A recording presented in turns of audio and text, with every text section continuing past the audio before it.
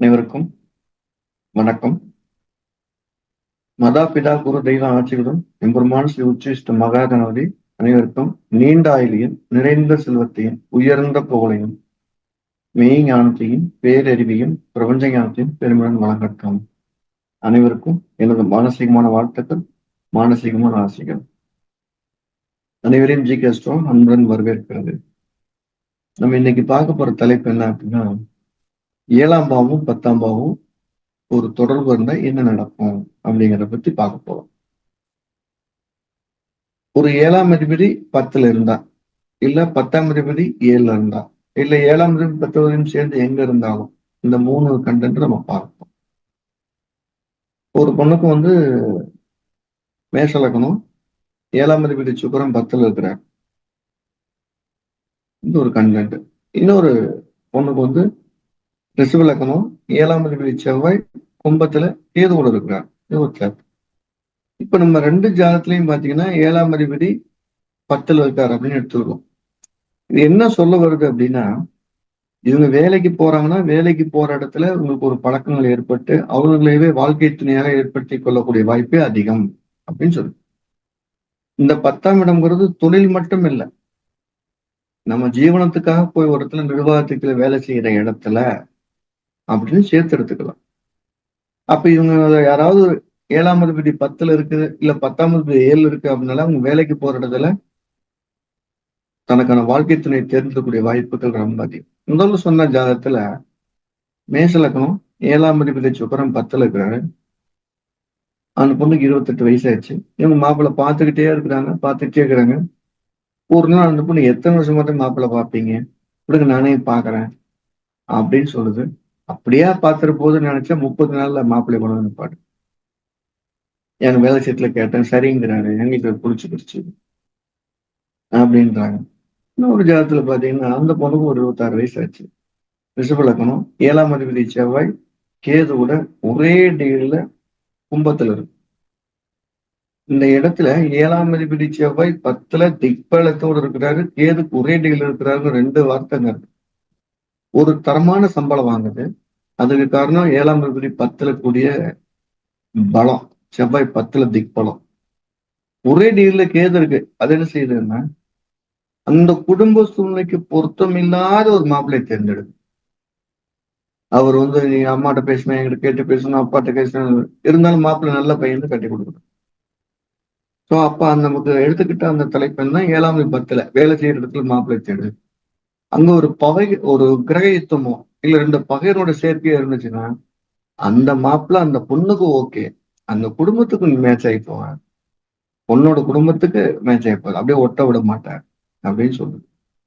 ஒரு பையனுக்கு, அவன் ஒரு மீன் இலக்கணக்கார பையன், 7ஆம் அதிபதி 10ல இருக்கு. அவன் ஒரு டியூஷன் சென்டர் ஆரம்பிக்கிறான். 10ஆம் இடம்ங்கிறது தொழில் ஸ்தானம், அது குருவுடைய வீடு. அங்க 7ஆம் அதிபதி புதன் இருக்காரு. ஒரு டியூஷன் சென்டர் ஆரம்பிக்கார். இந்த இடத்துல புதன் 4க்கு 7 கூடியவர்கள் 2 ஸ்தானம் வச்சிருக்காரு. அது என்ன சொல்ல வருதுன்னா, அந்த டியூஷன் சென்டர்ல 6வதுல இருந்து 12வது வரைக்கும் படிக்கக்கூடிய டியூஷன். இந்த 4ஆம் இடங்கிறது சாதாரண அடிப்படை, 7ஆம் இடம்ங்கிறது கொஞ்சம் ஹை ஸ்டடி, 9 இன்னும் உயர்நிலை. சோ எல்லா தரப்பு மக்களும் படிக்கக்கூடியது. அது 4 7. அவர் 10ல இருக்காரு. எல்லா தரப்பு மக்களும் படிக்கக்கூடிய ஒரு டியூஷன் சென்டர் ஆரம்பிக்கிறாரு. அங்க வாத்தியார் 10ல, அப்ப 2 ஆணும் 2 பெண்ணையும் வேலைக்கு அமர்த்துறாரு. அப்படி வேலைக்கு வந்த ஒரு பெண்மணி கூட அவருக்கு திருமணம் செய்து கொள்ளலாங்கிற எண்ணம் வருது. அந்த பொண்ணு வீட்டுல பேசுறதுக்கு முன்னால அப்பா கிட்ட சொல்ற, அந்த பொண்ணை பிடிச்சிருக்குன்னு சொல்றாரு. இவங்க வீட்டுல கடுமையான எதிர்ப்பை மீறி அவர் திருமணம் பண்ணிக்கிறார். இந்த 7 10 சம்பந்தப்படும் போது ஒரு விஷயம் என்னன்னா, கடுமையான எதிர்ப்பு வருது. இதுதான் அதையும் மீறி திருமணம் பண்ணிடுவாங்களான்னு, வேலைக்கு போற இடங்கள்ல, தொழில் பண்ற இடங்கள்ல திருமணத்தை ஏற்படுத்துறது. திருமணத்துக்கு பின்னால ஈகோ வருவதற்கு அதிக வாய்ப்புள்ள ஸ்தானம் 10வது. அப்ப 7ஆம் இடம் இல்லாம 10ஆம் இடம் மட்டும் தசையோ புத்தியோ வந்துச்சுன்னா, அந்த பழகும் போது இருந்த அந்த நட்பு, இல்ல திருமணம் பண்ணும்போது இருந்த அந்த உரிமை குழந்தைக்கு பின்னால் இல்லாம போறதுக்கு நிறைய வாய்ப்பு இருக்கு. அப்ப நம்ம அதை கவனிக்க வேண்டியது என்னன்னா, 7ஆம் அதிபதி 10ல இருந்தாலும் கூட அந்த 10ஆம் அதிபதியுடைய திசை புத்தோட சேர்ந்த தொடர்பு நடந்துச்சுன்னா, அந்த திருமண உறவு நீண்ட காலத்துக்கு வராம போறதுக்கு வாய்ப்பு இருக்கு. திருமண பிரிவினையில முக்கிய பங்கு வகிக்கக்கூடிய பாவங்களை சொல்லுங்கன்னா 6ம் 10ம். அதுதான் ரொம்ப முக்கியமான பங்கு. அதை அடுத்த உதாரணத்துக்கு வருவோம். அப்ப 10ல் நிற்கக்கூடிய கிரகம் 7ஆம் பாவத்தோட தொடர்பு இருக்கும்போது உறவு வேணும்னு தான் வாழ்ந்துட்டு இருக்காங்க. என்னைக்காவது ஈகோ வந்தாலும் உறவு வேணும்னு தூக்கிறதுக்கு ரொம்ப காலம் ஆகாது. அதனால அது கொஞ்சம் கவனமா இருக்கணும். ஒரு கடக லக்கணம் ஜாதகம் சரி, ஒரு சிம்ம லக்கணம் ஜாதகம் எடுத்துக்கிறோம். 7ஆம் அதிபதி சனி 10ல் இருக்கிறார். இதுல கூடுதலா ஒரு தகவல், சனி 6க்கும் உரியவருங்க. இந்த இடத்துல இந்த திருமணம் வந்து ஒரு போகஸ் திருமணம். 2002ல பிறந்த ஜாதகங்கள் இப்படி இருக்கும். இந்த மாதிரி ஜாதகம்லாம் கல்யாணம் பண்ணும்போது கூடுதல் கவனமா இருக்கணும். இதுக்கு உதாரணமா 72, 73ல பிறந்த ஜாதகங்களை கேட்டு பாருங்க. சிம்ம லக்கணத்துல பிறந்து 10ல சனி இருக்க ஜாதகங்களை ஒரு 2, 3 ஜாதகம் விசாரிச்சு பார்த்தீங்கன்னா தெரியும். அவங்க வேலைக்கு போறதுல திருமணம் பண்ணுவாங்க. திருமணம் பண்ணி ஒரு ஒரு ஒரு சோர்வு வரும்போது அந்த சோர்வு குடும்பத்துக்குள்ள கசப்பா மாதிரி எனக்கு நீ வேணாம் போன்னு சொல்ற அளவுக்கு வரும். ஏன்? சனி 6ஆம் அதிபதியாகவும் இருக்காரு, 10ல் நிற்கிறார். அப்ப பிரிவினைக்கு 2 பங்கு அதிகம் இருக்கு, சேர்றதுக்கு 1 பங்கு தான் வாய்ப்பு இருக்கு. அதுல இப்படிப்பட்ட திருமணங்கள் தான் ரொம்ப அதிகமான தொந்தரவு கொடுக்கும்.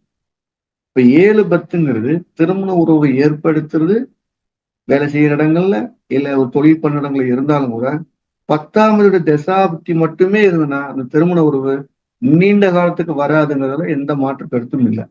இப்ப 7ஆம் வீடு தசாபுத்திகள் தான் தொடரணும், அதுதான் நல்லது. இது 6க்கு 7 கூட ஒரு ஒரே ஆளா இருந்தாருன்னா அந்த திருமண உறவு திருமணம் பண்றதுக்கு முன்னால சண்டை வரல. அப்ப அந்த 6ஆம் வீடு வேலை என்னன்னா 6ஆம் இடத்துக்கு நம்ம செய்யக்கூடிய வேலை கூலி வேலை ஒரு முக்கியமான பங்கா இருக்கு.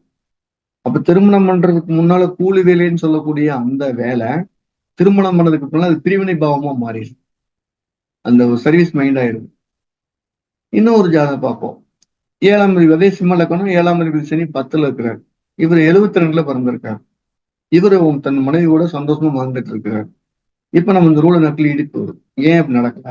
அவரை கூப்பிட்டு கேட்டேன்னா தன்னுடைய வாழ்க்கை துணைக்கு நீண்ட காலமா நோய் இருக்கு, 16 வருஷமாங்கிற அந்த 6ஆம் இடம் ஒரு நோயுள்ள நபரை திருமணம் பண்ணியிருக்காங்க. இல்ல ஒரு கடன்ல வாழ்க்கை ஏற்படுத்திக்கிட்டோம்னா பிரிவினை ஏற்படுத்துறது இல்ல. அந்த வழியை அதுல காம்ப்ரமைஸ் பண்ணிடுது. அதனால நம்ம எப்பவுமே 6ஆம் இடமும் 10ஆம் இடமும் சம்பந்தப்பட்ட 7ஆம் இடம் இருந்தா ஒரு கசப்பு அதிகமா இருக்குங்கிறது மாற்று கருத்து கிடையாது. 7, 10 மட்டும் இருந்ததுன்னா அது வேலைக்கு போற திருமணத்தை கொடுத்துட்டு கசப்பு கம்மியா கொடுக்குது. சரி, திருமணம் ஒரு விட்டு வேலை விஷயமா வரும். சார் நான் தொழில் சொந்தமா பண்ண விரும்புறேன் அப்படின்னு நினைக்கிறேன்னு வச்சுக்குவோம். அப்ப 10ஆம் இடம் தான் தொழிலுக்கு முக்கியமாகும். இந்த 7ஆம் இடம் 10ம் சம்பந்தப்பட்டிருந்துச்சுன்னா அவருக்கு வேலை செய்யக்கூடிய இடமும் அவருக்கு வாங்கக்கூடிய கூட்டாளிகளும் சிறந்தால் அமைவாங்க. இப்ப நான் ஒரு வேலை செஞ்சு உங்களுக்கு கொடுக்கணும்னா இந்த கொடுக்கல் வாங்கல் பண்றவன் அந்த வேலை சார்ந்து இல்ல தொழில் சார்ந்த கொடுக்கல் வாங்கல் பண்றவன் அற்புதமான ஆளா அமைவான். அப்ப இந்த 7, 10 தொடர்பு வந்து ஒரு வேலைக்கோ ஒரு தொழிலுக்கோ சிறந்த பாவம். அதுல எந்த டவுட்டும் இல்லை. திருமணத்துக்கு மட்டும்தான் 7ஆம் பாவம் இல்லாத 10ஆம் பாவம் விவாகரத்தை தருங்கிறத ஞாபகம் வச்சுக்கிட்டா சரி. மற்றபடி எந்த பிரச்சனையும் இதுல வராது. அப்ப தனித்த 7ஆம் பாவம் அப்படிங்கிறது திருமண உறவை மேம்படுத்துறதா இருக்குது. தனித்த 10ஆம் பாவம்ங்கிறது திருமணம் விட்டு பிரிஞ்சு வரதை குறிக்குது. தனித்த 6ஆம் பாவம்ங்கிறது திருமண பிரிவினை குறிக்குது. இந்த 7ஓட சம்பந்தப்படும்போது புதிய விளைவுகளை தருது அப்படிங்கிறதா நம்ம இந்த பதிவுல பார்க்கணும். இப்போ திருமண உறவுகள் நல்லா இருக்கணும், எனக்கு அப்படி திருமணம் பண்ணி கசப்பா இருக்கு அப்படிங்கிறவங்க 7, 10 தொடர்பு இருக்கவங்க பெரும்பாலும் 6 கால பூஜை இல்ல 3 கால பூஜைன்னு சொல்லி காலை மாலை இரவு பூஜை பண்ணக்கூடிய பெண் தெய்வ கோயிலுக்கு போகும்போது அந்த ஒரு தாக்கம் குறைஞ்சு ரொம்ப அந்நியனே இருக்கு. நான் அதிகமா அதுக்கு ரெஃபர் பண்றது காமாட்சி அம்மன் அல்லது மீனாட்சி அம்மன். இந்த 2 பெண் கோயிலுக்கு போயிட்டு வந்தீங்கனாலே அந்த ஈகோ குறைஞ்சு நல்ல வாழ்க்கைக்கு நோக்கி உங்களை அழைச்சிட்டு போறாங்க அப்படிங்கிறதுல ஒரு மாற்று கருத்து இல்லை. இதுல நான் மீனாட்சி அம்மனுக்கு ரொம்ப முக்கியத்துவம் கொடுக்கறது இன்னொரு முக்கியமான காரணம், அதிக விதமான நிறைய வெவ்வேறு அலங்காரத்தை கொண்ட தெய்வமாக இருக்கும் பொழுது தமிழ்நாட்டுல அதிகமா இருக்கிறது என்னை பொறுத்த தெரிந்தவரை மீனாட்சி அம்மன்கள் தான். ஒரு ராஜராஜேஸ்வரி அலங்காரம், ஒரு புவனேஸ்வரி அலங்காரம், ஒரு பிரத்யங்கர் அலங்காரம், நிறைய அலங்காரங்கள் நிறைய தெய்வத்துடைய அலங்காரத்தை மீனாட்சிக்கு போறாங்க. எல்லா கோலத்திலையும் அந்த அம்மா காட்சி தர்றதுனால ஒரு மனிதனுடைய எல்லா குணங்களும் அந்த அம்மா கிட்ட சரண்டர் அடைஞ்சிருன்னு நான் நம்புறேன். ஸோ 7, 10 தொடர்பு நான் அதிகமாக ரெஃபர் பண்ண மீனாட்சி அம்மன் போய் புதன்கிழமை என்று தரிசனம் பண்ணும்போது வீரியமும் பிரச்சனைகளும் குறையுது. கும்பிட்டுட்டு குடும்பத்தை மேம்படுத்துங்கன்னு வேண்டிக்கிறேன். நம்ம ஜிகேஸ்டோ என்ன பண்ணிட்டு இருக்கணும் அப்படின்னா ஜோதிடத்தை எல்லாத்துக்கும் கொண்டு போய் சேர்க்கணுங்கிற சின்ன சின்ன விதிகளை அப்படியே தொகுப்பா போட்டுக்கிட்டே வரும். அது ஏதேனும் ஒரு ரூபத்துல உங்களுக்கு பயன்படும்னு நான் நம்புறேன். ஸோ எல்லாரும் ஒரு ஜோதிடங்கிறது ஒரு மிகச்சிறந்த நண்பன் வழிகாட்டியா இருக்கிற மாதிரியான ஒரு வித்தியார்த்தி. யாராவது ஜோதிடம் படிக்கணும், அடிப்படை படிக்கணும்னா மார்ச் 31 ஆன்லைன்ல ஜிகேஎஸ் நடத்த இருக்கிறது. படிக்கணும் விருப்பம் இருக்கணும், தாராளமா தொடர்பு கொள்ளலாம், படிக்கலாம். கீழே இருக்க நம்பரை தொடரும் போது முன்பதிவு அவசியம். மார்ச் 31 மாலை நேரத்துல ஆன்லைன் வகுப்பு இருக்கு. நீங்க படிச்சு முடிச்ச பிறகு ஜோதிடம் படித்ததற்கு முன் உங்களுடைய மனநிலை, ஜோதிடம் படித்ததற்கு பின் உங்க மனநிலை அப்படியே ரெண்டு வேறையா நிக்கிறத பார்க்கணும். இது வேதத்துடைய ஒரு கண்ணு. அந்த கண்ணு எப்படி நம்ம ஒரு ஒரு பிரபஞ்சத்தை, ஒரு உலகத்தை எப்படி பார்க்கறதுக்கு நம்மளை என்கரேஜ் பண்ணுங்கிறத பார்க்க முடியும். எல்லாரும் ஜோதிடம் படிக்கணும்னு நான் விரும்புறேன். மீண்டும் நம்ம அடுத்த பதிவுல சந்திப்போம். எல்லாம் வல்ல எம்பெருமான் சிவச்சிஷ்டமானது அனைவருக்கும் நீண்டாயிலையும் நிறைந்த செல்வத்தையும் உயர்ந்த புகழையும் வழங்கட்டும். அனைவருக்கும் எனது மானசீகமான வாழ்த்துக்கள், மானசீகமான ஆசைகள்.